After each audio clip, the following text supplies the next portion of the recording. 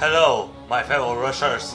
How are you doing today? KRV here, and today I'm glutton for punishment and misery because today I have a question that must be answered. The question is, can you beat Kingdom Rush Vengeance on Impossible mode but just the post game with just the worst towers in the game? But before we begin, we have to explain what are the worst towers in the game after all. Because there's a lot of towers in this game.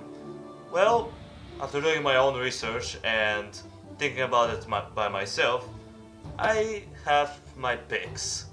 As far as archers are considered, goblin ranks. As far as barracks units are considered, we'll be using the Grim Cemetery. As far as magic is considered, Orc Shaman. Now for that one, I don't know. I was really split in between Infernal Mages and Wicked Sisters. But the Wicked Sisters, I think they have more potential than this boring tower right here. And last but not least, our artillery is going to be Rotten Forest. These are the only towers that I'm allowed to use throughout the challenge, and no other tower is allowed. Rule number 2. Dragons are banned once again, because we wanna feel some pain. And rule number 3 is, of course, we have to beat the game on, you guessed it, Impossible mode. Oh, this is gonna be tough, guys. I'm already telling you that. So yeah, if you don't know what the post game is, it's basically every level outside the main campaign, which is this little island right here, this top area, I guess, in the mountains, and last but not least, we have to beat these 3 levels, which, let me tell you, are gonna be awful. So yeah, without any further delay, let's get right into it!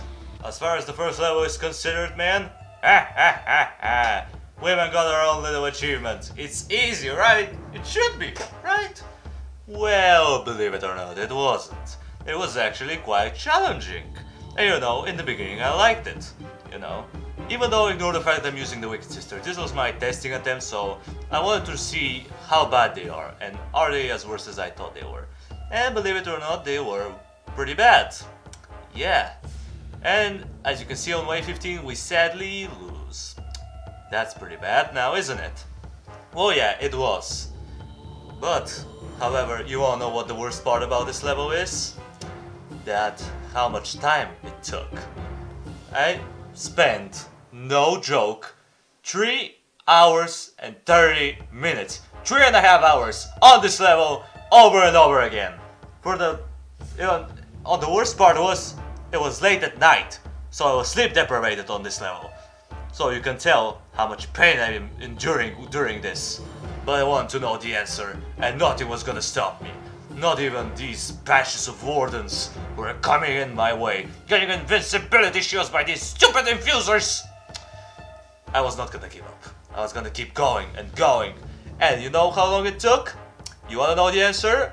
Well, it took 25 attempts. 25 attempts on this level, and only this level. God, that was the most tedious time I've ever got on this level. Usually when I do it, I use a lot of mausoleums, and I have a lot of stalling power with them, and I use good barracks. But here we have nothing. But, however, I ended up discovering this strategy.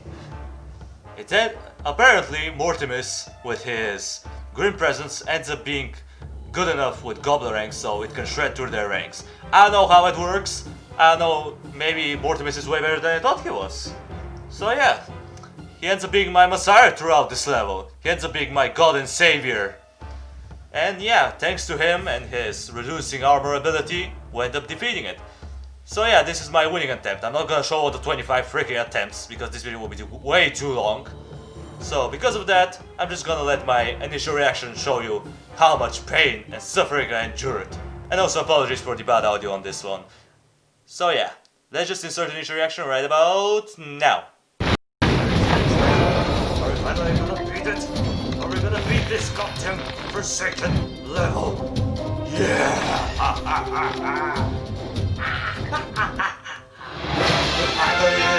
And we did it around nonetheless. Jesus, that took like 25 fucking attempts! I never wanna see a frog in my life ever again! And I swear to God, if I see it, I'm gonna squish it, I'm gonna make it into soup and eat it for the rest of my life! Ah! God damn! Yeah, this level ended up taking quite a long time to beat, to say the least. But after it, I felt empowered. I knew that I can beat the rest of the levels. So I wanted to go to sleep with the knowledge that I beat every single one of these godforsaken frog levels. And this one ends up being surprisingly much easier. This is my first attempt. Sure, I don't have 20 hearts, I have only 14, because I ended up messing my macro in the early game because I wasn't aware what was coming. But come on, this level, it's significantly easier. I know you had these annoying hentai frogs in the bottom that shoot out these balls of doom that just shred through everything, but as long as you have good physical damage, they're easy. They're a joke. They're a joke and a half. And these demolishers, pfft, as long as you destroy their life support, they're easy. They have no armor, they're slow, they're just tanky. And they go down. Oh wait, we have a glitch guy on the bottom. Alright, that was weird. Another glitch, interesting. So yeah, on this level though, here it ends up being pretty darn interesting. Because this level is tricky, to say the least. The early game especially, it's really tricky. You have to micro almost perfectly. Now we have to fight the big fat toad. The big Froge. The big Froge is coming for us! He's slowly levitating towards the exit. Can we defeat him? Can we defeat him and get out of these levels? Well, we have to find out. We'll see. But for now, we have all of these annoying hentai frogs coming in at the bottom. They're getting really close. Jack-o'-lantern's trying... I stole him for a moment, but he ends up dying. He ends up dying again! How? How do you end up dying again, Jack? I thought you were awesome. Come on, we need you. We need you. Look at all these wardens coming in. They're sneaking through. Oh no. Well, I had to leave them. I needed to kill the boss. I wanted to be out of this level, and with enough patience and some extra damage, we do take down the boss! Woo! Now, for this part, oh my god, look at this. Ow! That's ridiculous! Look at this, man. Look at all of this. One freaking heart. How am I that bad at this game? Well, let me tell you how. When you record at 3 in the morning, and you're sleep deprived, and you're pissed off at everything in the world, that's what happens. You don't give a shit at one point, you just don't care. And that's what happens. I was on one heart, and I was like, you know what? I'm still gonna attempt it. Maybe I can beat it somehow. And the reason why I'm showing you this attempt is because something pretty good happened. As you can see, we have a lot of ice witches. That was the thing that killed me, because I didn't pay attention to them, and they end up creating all of these little baby ice shards that end up shredding me, because no matter how many zombies you have, the ice shards always finds a way to sneak through. That's why they're so annoying. They sneak through so easily. But anyhow, now we have 2 snow golems coming in, these annoying turtle monsters things, and we have a lot of frozen hearts, which if you don't know, when you kill them, they release these sperm cells, and if you don't kill them fast enough, they end up respawning. Yeah. And it is annoying as hell. But in the end, we end up taking down this level. Woo! But on the next day, I wake up, I watched it, and I was like, you know what? That's awful. I know I can do much better on this level. So I restarted, and I tried again. And this time, however, I ended up doing pretty well. As you can see here, we're doing a pretty good job. Surprisingly. Yeah. Now, let me explain why the frozen hearts are annoying. Because the sperm cells are immune to any type of physical damage. You just can't damage them, you need magical damage. But you have all these high magic resistance enemies coming in with them. So what do you need to do? Well, you have to make sure your damage. Unlike the last level where you just need more magic on one side and more physical damage on the other, here you need to focus on both. You need a good combination. And I know I'm bombarding the golems, and you may say it's a bitch move, and it's immoral to do so. But in the end, I don't give a crap about it. I want to beat this level, and I want to be done. Because these frozen hearts end up being really annoying. Because, again, if you don't kill them fast enough, they respawn, as you can see here. That was awful. But thankfully he wasn't at the exit, so it was okay. And we managed this level. This one, however, it didn't take all that long. It took me about an hour to figure it out. But once you get the hang of it, it's really easy. Let me tell you that. The winter wards, I was expecting them to be really tough. You can see them coming in right here, and they end up being kind of annoying.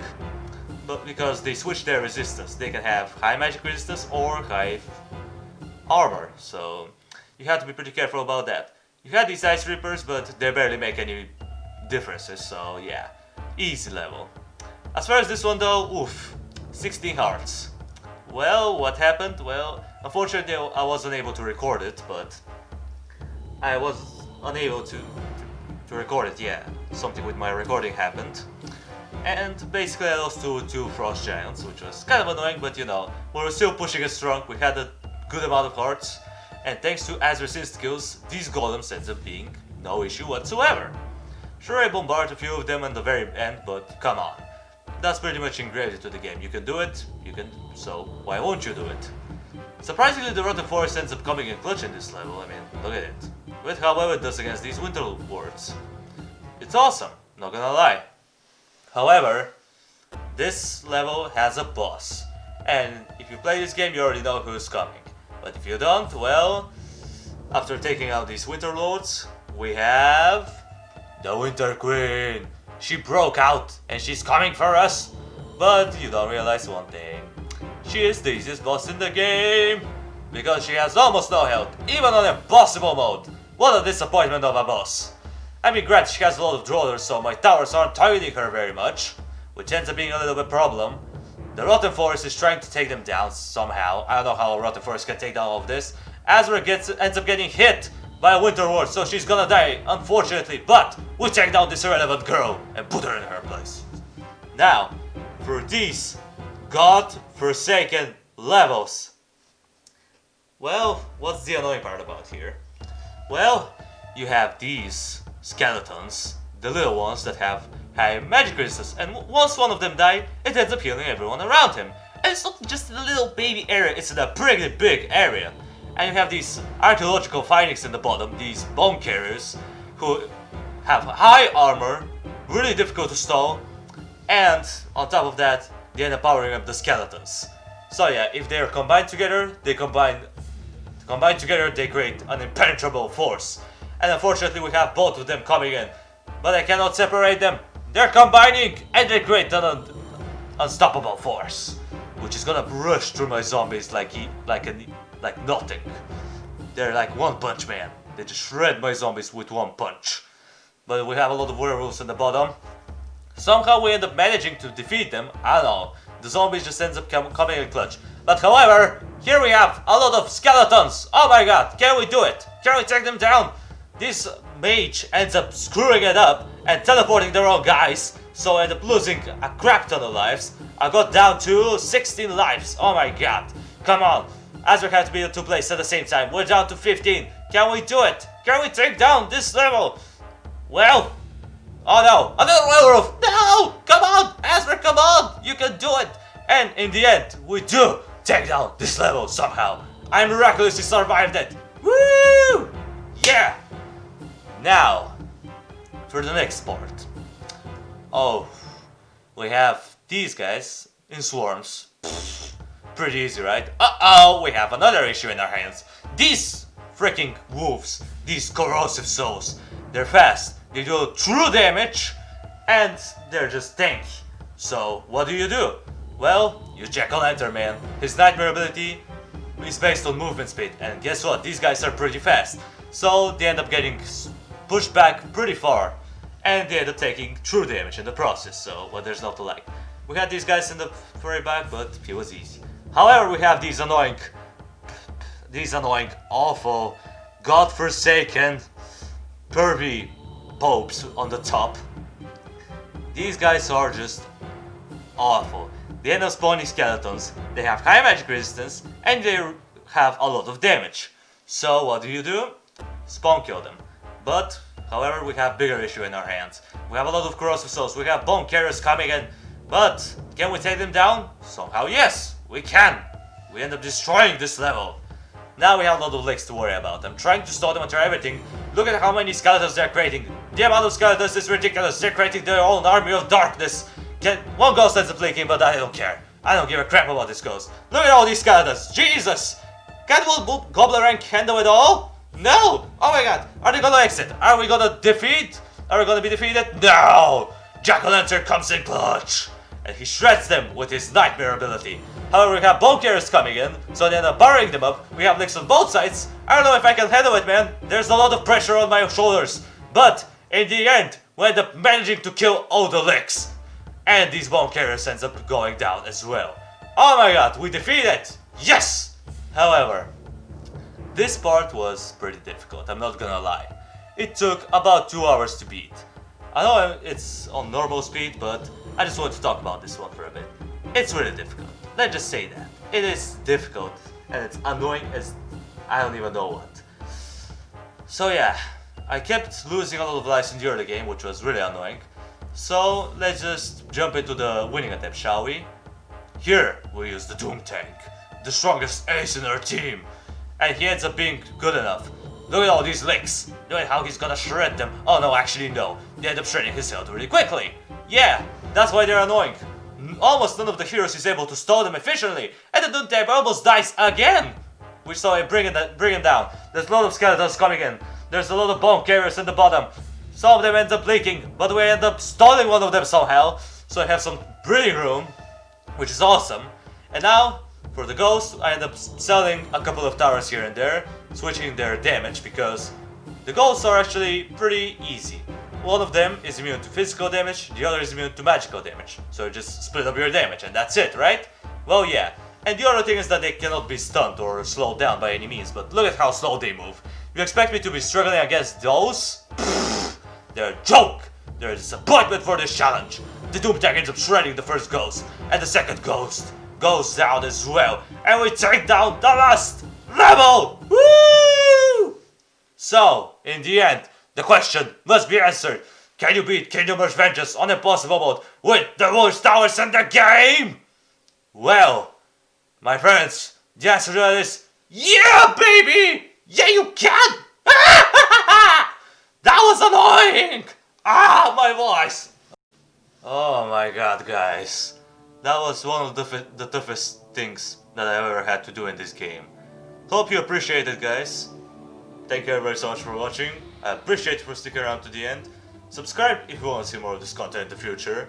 While you're at it, drop a like on the video, it means a lot to me. And I will see you in the next video.